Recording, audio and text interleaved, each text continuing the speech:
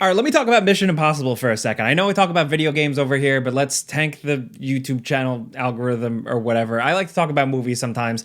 And Mission Impossible has been a series I've been really into for a long time. Each one kind of brings something different to the table. It's fun, it's exciting, it's crazy action.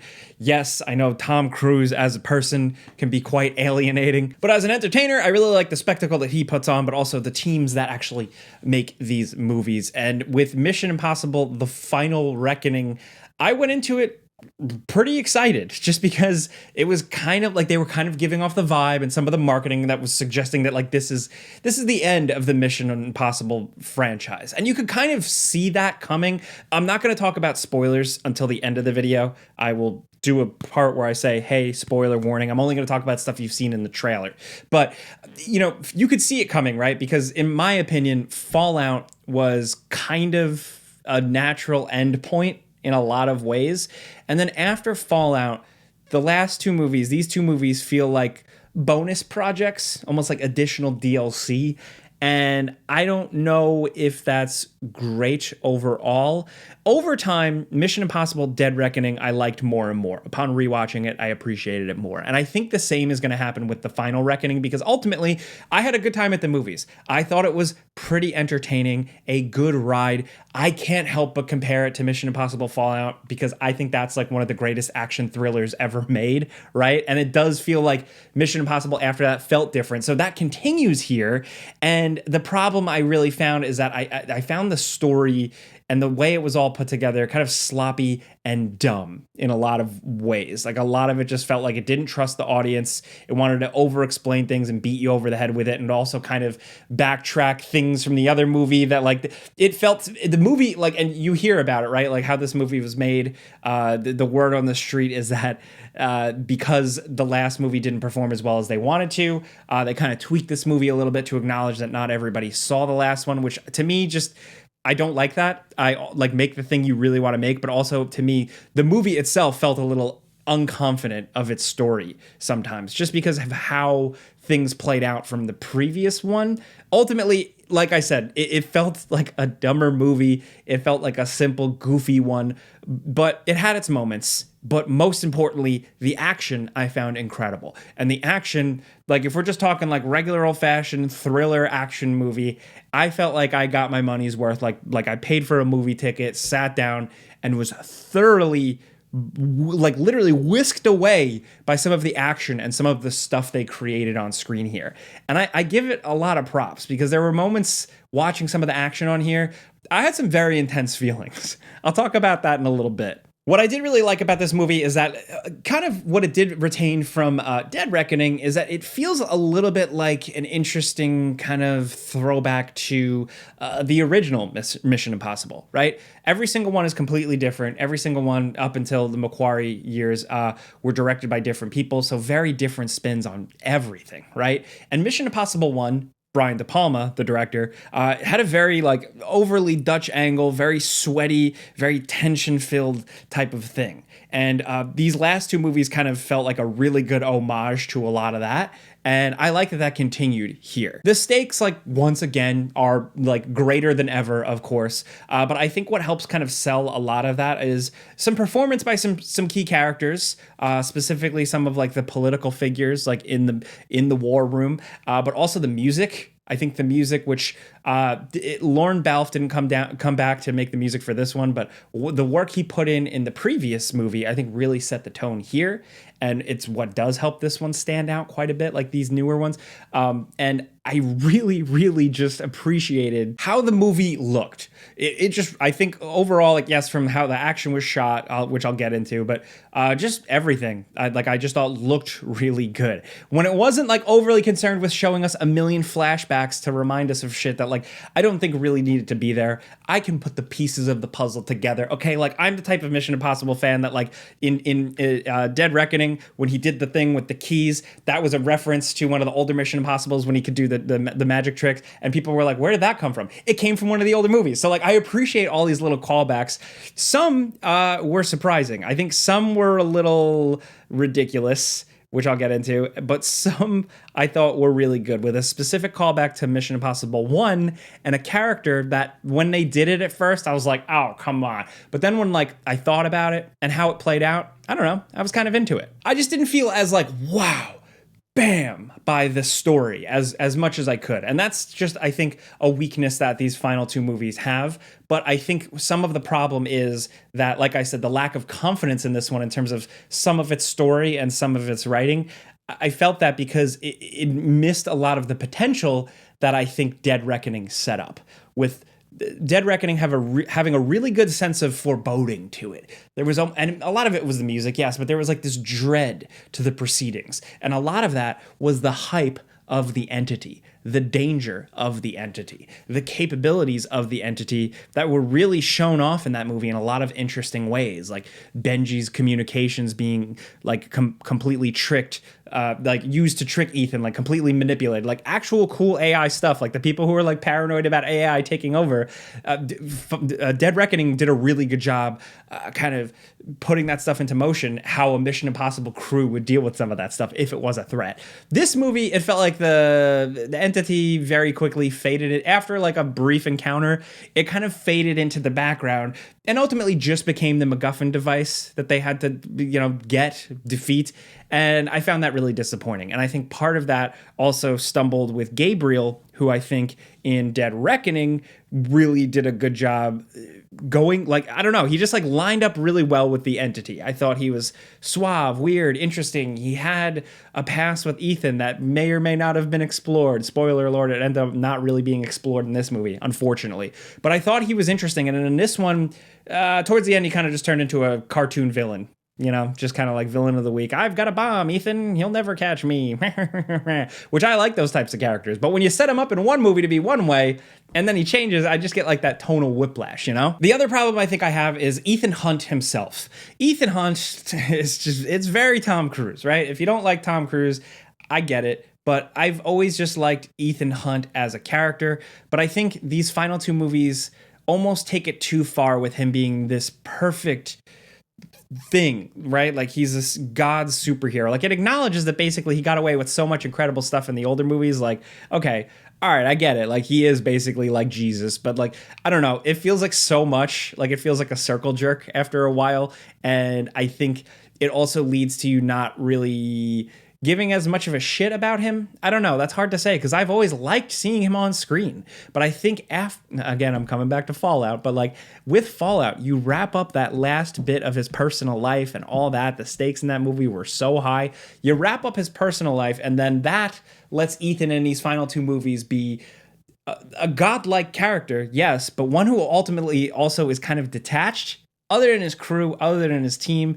There's really not a lot to him. Like he's just this like sexless fucking a guy who does not fuck, who only just saves the world, and that's it. Like an incredibly fit 60-year-old man that like nobody would really look like when they're 60 years old unless they were really lucky, just doing incredible, impossible things. You almost get a little bit of detachment after a while. So I don't know. I still love Ethan Hunt as a very simple character. I've always really liked him, but it's starting to fall into that like Tom Cruise thing. Like it also was like my one complaint with Maverick, where he just kind of felt very, all right, you might not agree with me. I've gotten some pushback talking to some friends about that. Also, I still think Tom Cruise's best action movie really is The Edge of Tomorrow, Live, Die, Kill, Repeat, whatever the hell they retitled that movie to. But, okay, all that aside, still a good, simple, entertaining ride, right? The story, you want to see, you know where it's going to go. You want to see him save the world. Okay, it worked for that. I was entertained. But really, it was the action. And this one, believe it or not, I feel like didn't have a lot of action. And I think some of that was the story just trying to like overly explain and like change things that ultimately ended up being really simple and dumb, right? Like I think a lot of it, there could have been cooler stuff that happened throughout. But when the action was there, it was probably up there with some of the best, man. Like obviously a lot of this marketing, like a lot of the marketing around this movie is like Tom Cruise is going to do a big thing. He's still trying to just kill himself for our entertainment. But like, it actually is really, really worth the hype. And while they've done these big stunts in the past, I think, especially in the last movie, some of it was kind of obscured by some CGI. Like they had some clouds, they had a little more oomph to the explosion. Like they crashed that real train, and I didn't think it looked super real. Tom Cruise jumped off that cliff, but I didn't think that looked super real. At least the riding part. Here, the action all felt so real, so tangible. It was absolutely insane. The movie is essentially structured with two big action sequences that go on for a long time. Not only do they go on for a long time, but they're not super intercut with other things happening at the same time. You know, it's not a Star Wars movie where these characters are doing another thing and then all of a sudden it cuts to like the space battle. It was just Ethan Hunt doing things with not a lot of dialogue, but just well constructed, well shot stuff and insane tension. And I absolutely loved it. The submarine sequence is incredible. I won't say like what really goes down in it, but what I will say is it looked incredible from a cinematography standpoint. I don't know how like they made this, like how they shot this guy doing this stuff, but also how it looked that good. It like there was some artistry to not just like, wow, we built this thing, it's incredible on screen, but also they made it look gorgeous at the same time. Not only that, everything he was doing, all of it had a lot of weight to it. All of it had just such a real tangible feel to it that I just thought was incredible. And it was so anxiety inducing in a great way. Tom Cruise has done underwater sequences in the past in this franchise, and I didn't think the one where he just had to hold his breath was really that strong, because again, it was another thing where he really held his breath, but there was a bunch of CGI stuff going on, so you really couldn't fucking tell what was going on. Here, it all just felt and looked really natural. And then of course, the other big sequence is the biplane sequence. You've all seen it. They've advertised the hell out of it. Tom Cruise climbing around on an airplane while it's flying around. He's dangling off of it. Absolutely incredible. That's what I say at the start of this video when I said I really feel like I got my money's worth. Like, holy shit. I felt myself watching this and like I was like making noises. I was trying not to be obnoxious like in the theater, but like I was like really feeling it. There was like one shot that looked a little green screened. The rest of it was some of the most insane shit I've ever seen in my life. Yes, it's a guy who's technically like tied to the plane, like he's strapped to it. It doesn't matter. It was incredible to watch this guy essentially kind of monkey and clamber around an airplane for a while this airplane is doing flips in the air and doing figure eights all over like this, I believe like this like African coastline. Absolutely jaw-dropping because the action was in full broad daylight, not hidden by some cool night scene or some atmospheric effects or rain, just broad, bright daylight. This is happening. And I had such a like raw reaction to it.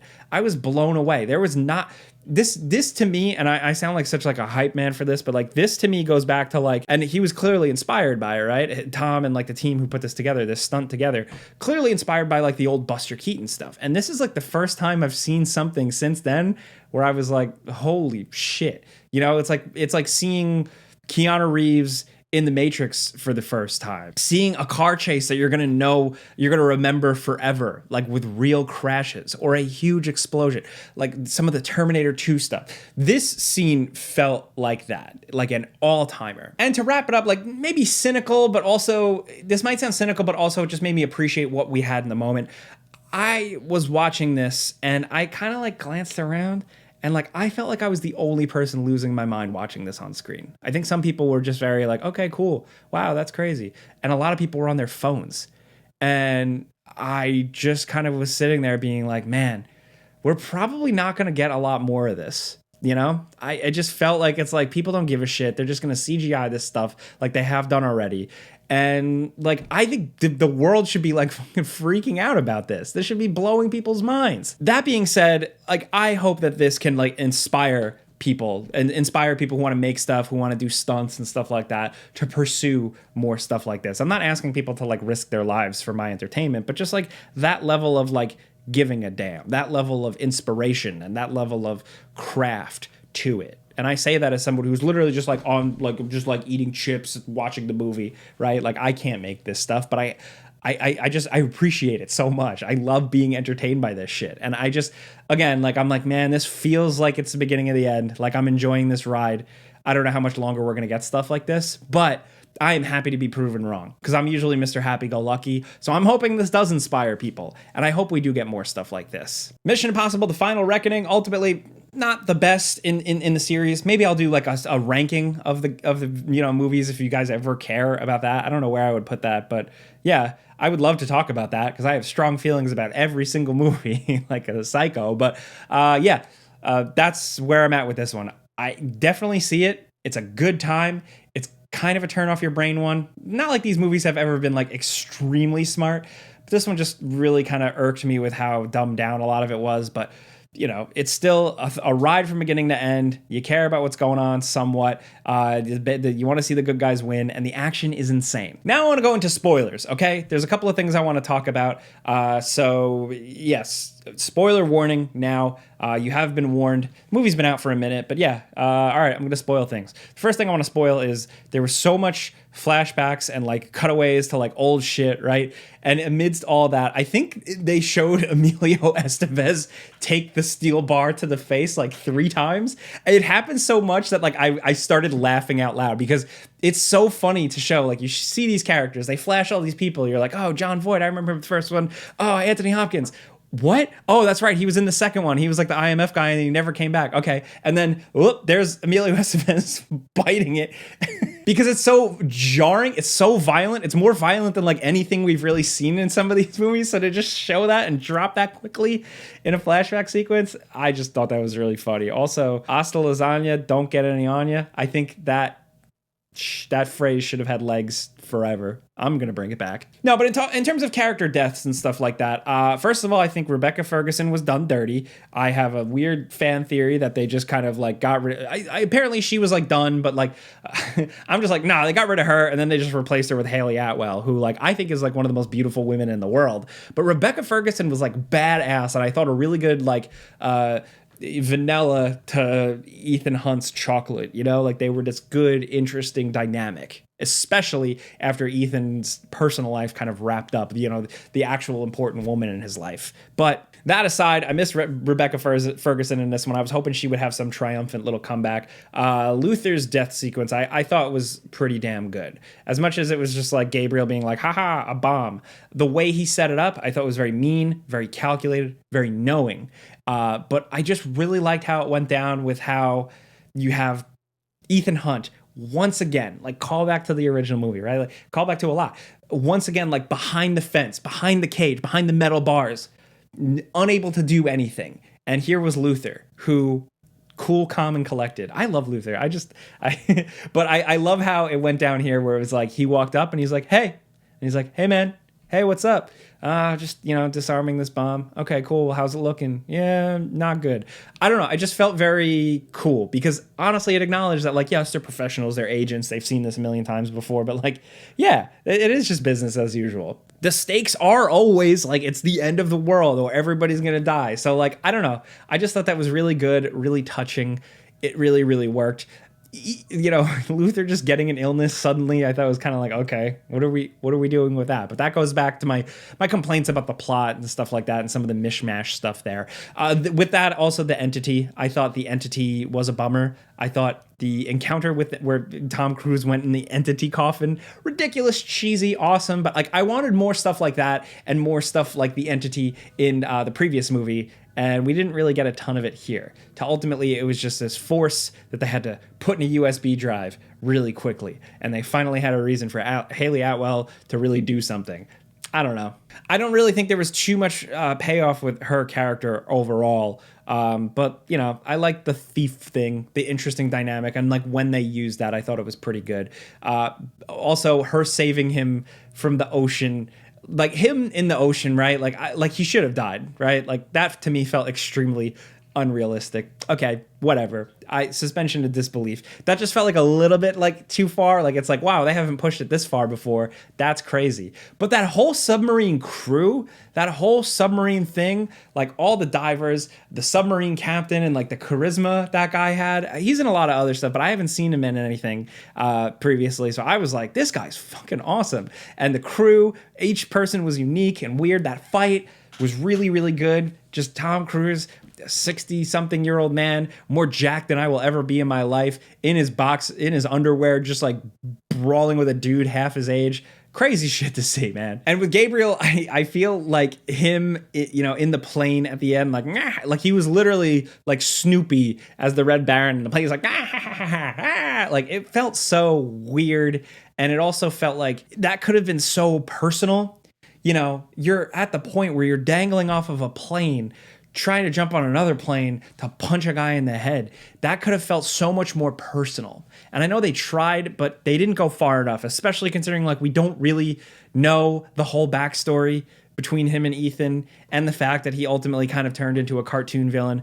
I didn't feel it. Him getting kind of a cartoony death, like the doink in the head, that was fine. I think other villains in this series have had cartoony deaths. And at that point, I was so kind of checked out about Gabriel. I was like, okay, whatever. It was really just seeing Tom Cruise like maneuver, like watching him kind of in real time climb around this plane while dealing with like G-forces and the wind and everything like that. That was wild. And that was the most entertaining thing for me.